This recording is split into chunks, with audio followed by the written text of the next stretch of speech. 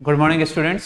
Last class में हम लोग नेशनल इनकम देख रहे थे और नेशनल इनकम में हमने दो चीज देखा था। ठीक है, उसको हम थोड़ा रिमाइंड कर ले क्या क्या हम लोग देख चुके थे नेशनल इनकम में।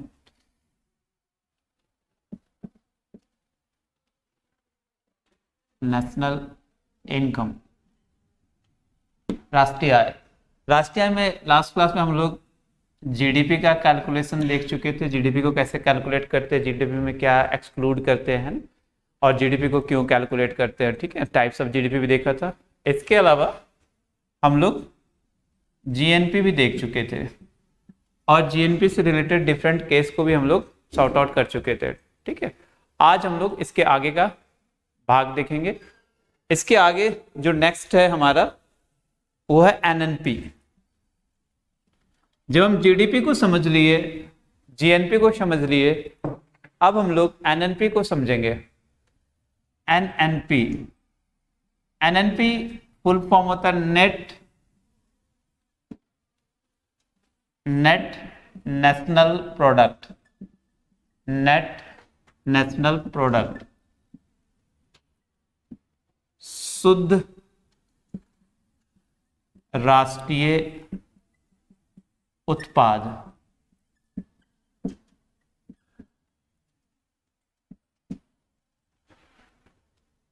जब हम जीएनपी में से मशीनों के देखरेख पे जो खर्च होते हैं, मशीनों के देखरेख में जो खर्च होते हैं, जीएनपी में से उसको घटा देते तो हमारा आ जाता है शुद्ध राष्ट्रीय उत्पाद।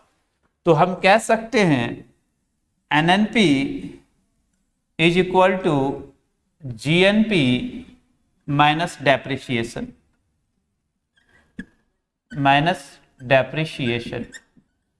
अर्थात जीएनपी माइनस कह सकते हैं मूल्य हानि या मूल्य ह्रास। ठीक है, तो जीएनपी में से जब मूल्य हानि या मूल्य ह्रास को घटा देते हैं तो हमारा जो नेट आता है वो कहलाता है हमारा शुद्ध राष्ट्रीय उत्पाद। ठीक है, देखिए मूल्य हानि को हम कभी भी जीरो नहीं कर सकते, लेकिन टाइम टू टाइम मशीनों के रिपेयर करके हम उसको मिनिमाइज कर सकते हैं, कम कर सकते हैं। तो आपसे क्वेश्चन अगर ये आता है कि क्या मूल्य हानि या डेप्रिसिएशन जीरो हो सकता है? नहीं, डेप्रिसिएशन नेवर भी जीरो, डेप्रिसिएशन कभी भी जीरो नहीं हो सकता है, लेकिन हम उनको मिनिमाइज कर सकते हैं।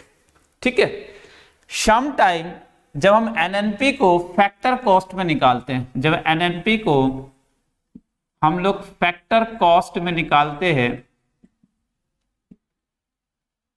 फैक्टर कॉस्ट में निकालते हैं, तो यही कहलाता है हमारा नेशनल इनकम। तो इसलिए सम टाइम क्या कहता है, शुद्ध राष्ट्रीय उत्पाद को भी हम लोग राष्ट्रीय आय के रूप में कैलकुलेट करते हैं या कैलकुलेट कर सकते हैं। ठीक है, क्योंकि जब इसको हम लोग फैक्टर कॉस्ट पे निकालते हैं तो ये हमारा क्या कहलाता है, वो हमारा नेशनल इनकम कहलाता है। ठीक है, अब जब हम एनएनपी कैलकुलेट कर लिए, अब हम बहुत इजी वे में हम नेशनल इनकम को कैलकुलेट कर सकते हैं।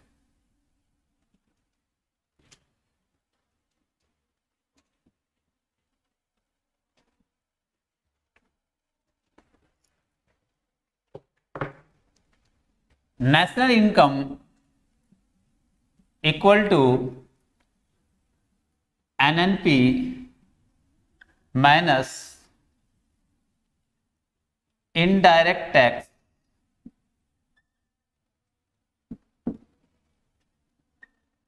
प्लस सब्सिडी,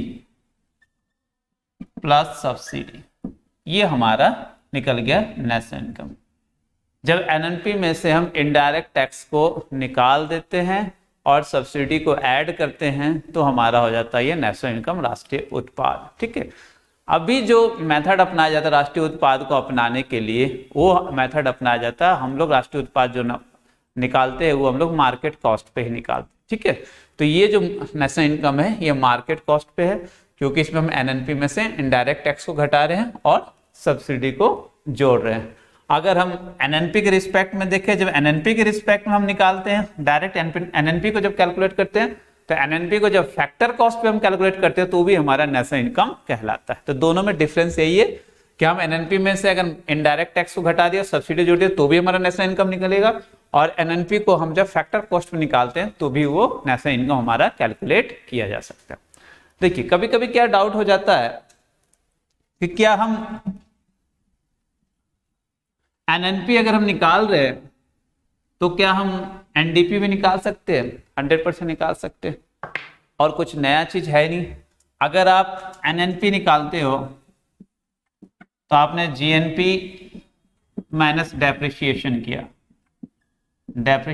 किया। अगर यहां पे हम जीएनपी की जगह हम यूज करें जीडीपी माइनस जीएनपी, तो हमारा हो गया एनडीपी। तो ये भी बहुत इजी है। कभी कभी क्या होता है एनएनपी के ना पूछ के आपको एनडीपी पूछ लेता, तो एनडीपी भी सेम ही है, केवल जीएनपी की जगह आपको यूटिलाइज करना है जीडीपी। ठीक है। अब देखिए नेशनल इनकम को कैलकुलेट करने के लिए 3 मेथड का इस्तेमाल किया जाता है। वर्ल्ड में कहीं भी नेशनल इनकम को कैलकुलेट किया जाता है उसके लिए 3 मेथड को यूटिलाइज किया जाता है। सबसे पहला मेथड कहलाता है इनकम मेथड। सबसे पहला मेथड है इनकम मेथड। पूरे साल का इनकम कैलकुलेट करके हम इनकम मेथड से नेशनल इनकम को, मतलब इसको हम लोग कहते हैं हिंदी में राष्ट्रीय आय के विधि से हम जिसको हम लोग कहते हैं आय विधि से हम लोग राष्ट्रीय आय को कैलकुलेट कर सकते हैं। पूरे साल का जो भी इनकम हो उसको ऐड करके हम लोग नेशनल इनकम को कैलकुलेट कर सकते हैं। दूसरा मेथड है प्रोडक्शन मेथड।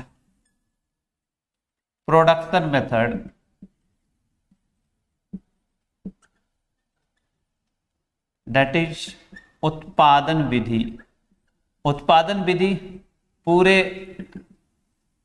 साल में हम लोग जितना भी गुड्स एंड सर्विसेज प्रोड्यूस किए हैं उनका मॉनेटरी वैल्यू कैलकुलेट कर लिए, तो हमारा हो गया उस मेथड से, उत्पादन विधि से हम निकाल लिए। तीसरा मेथड होता है कंजप्शन मेथड।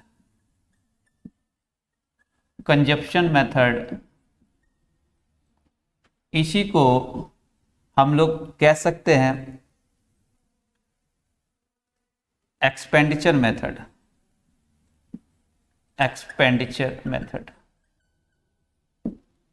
मतलब इसी को हम लोग खपत विधि या इसी को हम लोग कहते हैं व्यय विधि। तो पूरे साल में जितना हमने खर्च किया और जितना हमने बचत किया उन दोनों को कैलकुलेट कर लिए, तो हमारा इस मेथड से भी नेशनल इनकम निकल सकता है। ठीक है। तो नेशनल इनकम निकालने का 3 ही मेथड है, एक है इनकम मेथड, दूसरा प्रोडक्शन मेथड और तीसरा आपका कंजप्शन या एक्सपेंडिचर मेथड। ठीक है।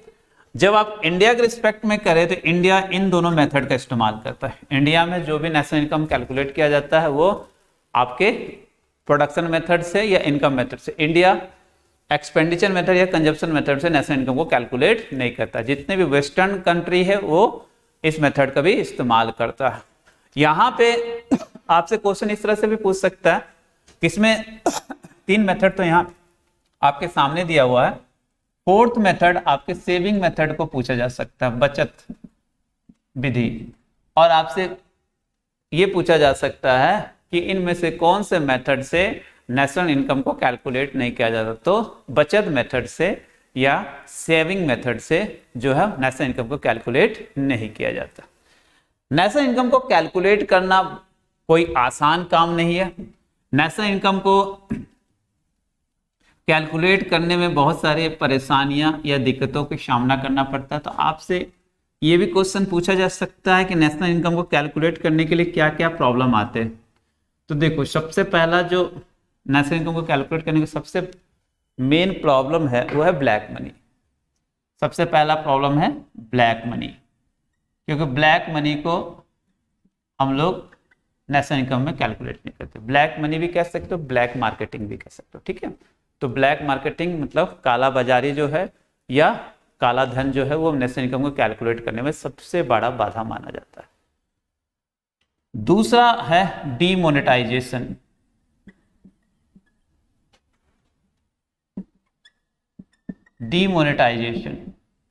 ये भी रुपए का या मुद्रा का विमुद्रीकरण भी है, नेशनल इनकम को कैलकुलेट करने की एक दूसरी बाधा माना जाता है। तीसरा मेथड है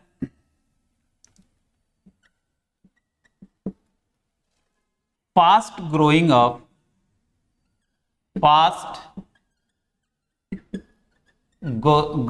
of service sector. Service sector आज देखोगे भारत के नेशनल इनकम में सबसे बड़ा रोल निभाता है।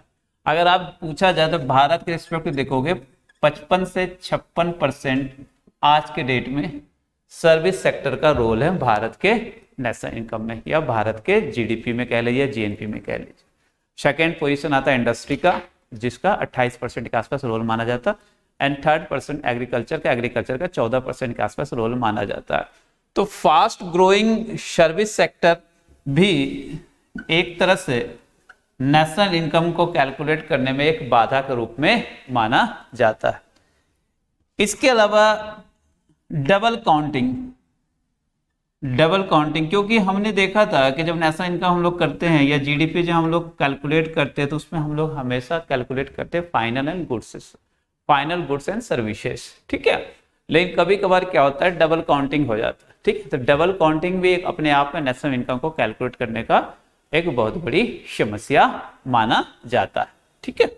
तो ये आपसे इससे भी क्वेश्चन आ सकता है कि नेशनल इनकम को कैलकुलेट करने में क्या क्या समस्याएं आती है। तो ये 4 मेनली समस्या है नेशनल इनकम को कैलकुलेट करने के लिए, ठीक है। जब हम बात करें कि नेशनल इनकम को कैलकुलेट कौन करता है इंडिया में, ठीक है, दिल्ली में एक ऑर्गेनाइजेशन है CSO।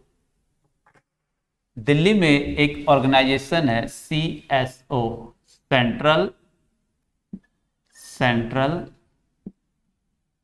स्टैटिस्टिकल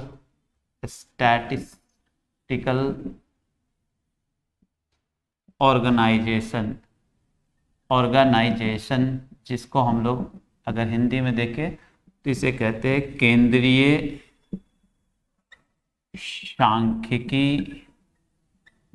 सांख्यिकी आयोग। नेशनल इनकम के जो कैलकुलेशन था केंद्रीय सांख्यिकी आयोग करते थे, ठीक है। केंद्रीय सांख्यिकी आयोग की स्थापना 2 मई 1951 में न्यू दिल्ली में हुआ है। इसके हेडक्वार्टर 2 मई 1951 इसका स्थापना हुआ था। इसका हेडक्वार्टर न्यू दिल्ली में है, ठीक है। तो अगर आपसे क्वेश्चन आ जाए, जैसे पुराने क्वेश्चन आते हैं, पुराने क्वेश्चन अब अगर कोई प्रैक्टिस सेट कर रहे हो, कुछ भी कर रहे हो, तो पुराने क्वेश्चन में आपसे ये ऑप्शन में मिलेंगे कि जो राष्ट्रीय आय का जो अनुमान होता है, राष्ट्रीय आय का जो डाटा होता है, कौन पब्लिश करता है, तो राष्ट्रीय आय का डाटा CSO करता है, ठीक है। CSO के अंदर ही एक और डिपार्टमेंट होता है, that is NSSO, national sample survey organisation. National income से रिलेटेड जो डाटा है वो सारा कलेक्ट करते हैं, NSSO कलेक्ट करते हैं डाटा को, और CSO उसको पब्लिश करता है। लेकिन 2020 के बाद CSO और NSO को मिलाकर एक नया डिपार्टमेंट बन गया, दैट इज NSO। तो अब जो क्वेश्चन पूछा जाएगा आपसे कि नेशनल इनकम से रिलेटेड डाटा कौन रिलीज करता है, कौन कलेक्ट करता है, तो आप सिंपल में आप आंसर दीजिएगा NSO, नेशनल स्टैटिस्टिकल ऑर्गेनाइजेशन, है ना, राष्ट्रीय सांख्यिकी आयोग। इसी का नाम जो केंद्रीय सांख्यिकी आयोग, तो उसका नाम चेंज हो गया है राष्ट्रीय सांख्यिकी आयोग, ठीक है। अब हम लोग बात कर ले कि जब नेशनल इनकम निकल जाए तो हम लोग क्या पर कैपिटा इनकम भी कैलकुलेट कर सकते हैं, बहुत इजी में कर सकते हैं। पर कैपिटा इनकम की बात करें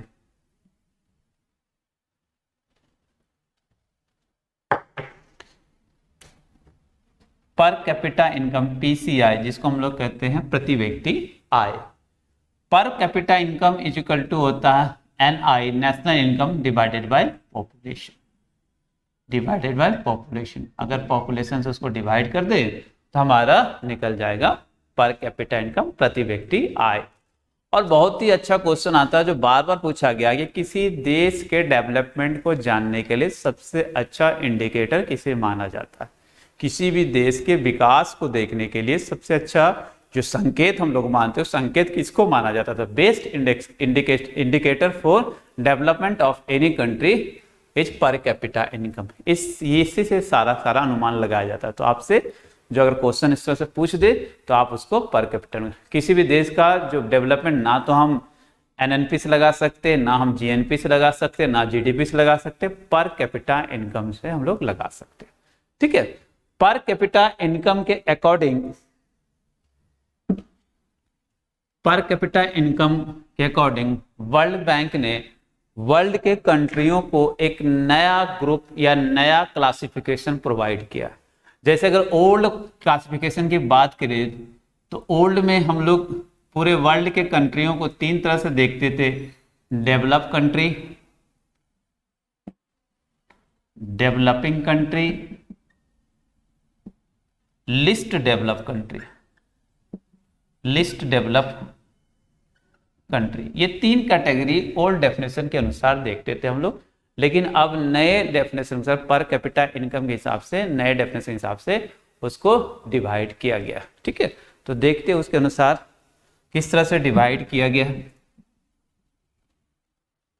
जिस कंट्री का पर कैपिटा इनकम पर एनम $1025 या उससे बिलो है, जिस कंट्री का पर कैपिटा इनकम पर एनम $1025 या उससे बिलो है, उसको हम लोग कहते हैं लोअर इनकम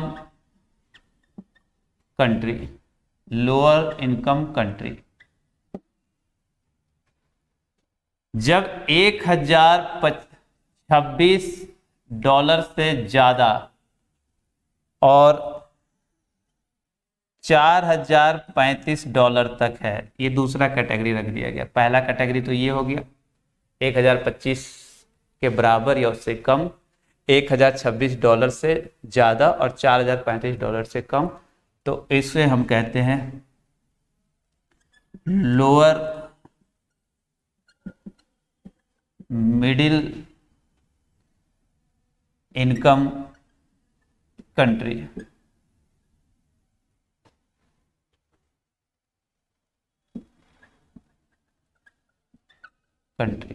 ये दूसरे कैटेगरी हो गए।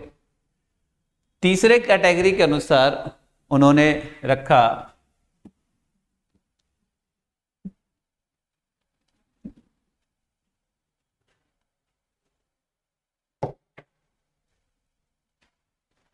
$4036 से ज्यादा और $12,475 तक, ये तीसरा कैटेगरी हो गया। बट पर कैपिटा इनकम हिसाब से अगर किसी देश का पर कैपिटा इनकम पर एनम इतना है तो इसको हम लोग मानेंगे किस टाइप का कंट्री, इसको हम लोग मानेंगे अपर मिडिल इनकम कंट्री। और $12,476 से जिस भी कंट्री का ज्यादा है तो उसको हम लोग मानेंगे हायर इनकम कंट्री। ठीक है, तो according to World Bank 4 category में हमने डिवाइड कर दिया पूरे वर्ल्ड के कंट्रियों को पर कैपिटा इनकम के आधार पे।